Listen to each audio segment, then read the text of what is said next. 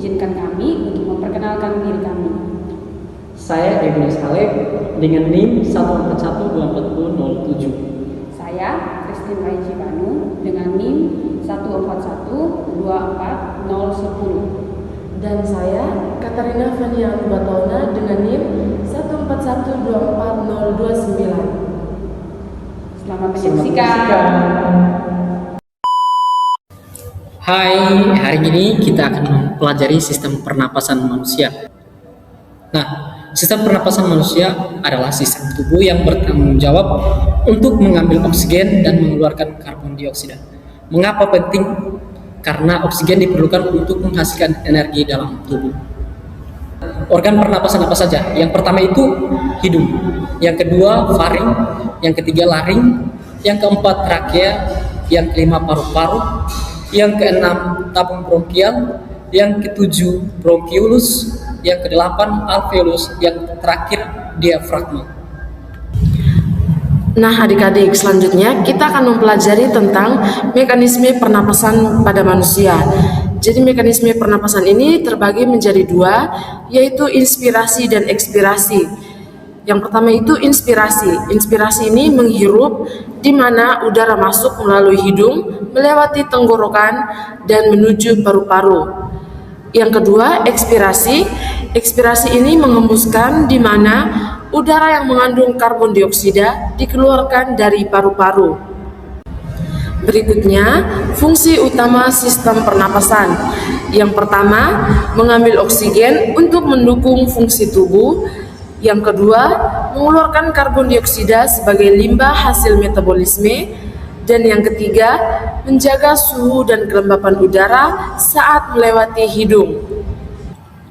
Nah, berikutnya mengenai pertukaran gas di paru-paru.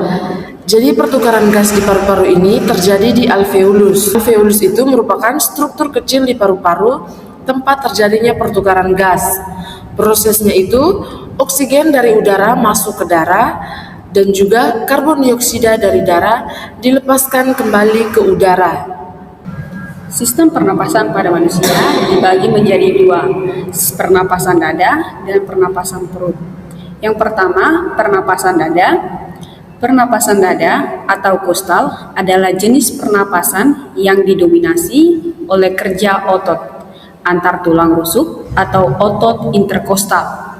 Otot ini mengatur pergerakan tulang rusuk sehingga mempengaruhi besar kecilnya rongga dada.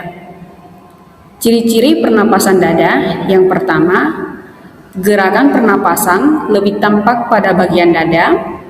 Yang kedua, perubahan posisi tulang rusuk terlihat sangat jelas. Yang ketiga, umumnya terjadi saat aktivitas ringan atau pernapasan normal. Yang keempat, lebih sering terjadi pada kondisi sadar dan aktivitas kita sehari-hari. Yang kedua, pernapasan perut.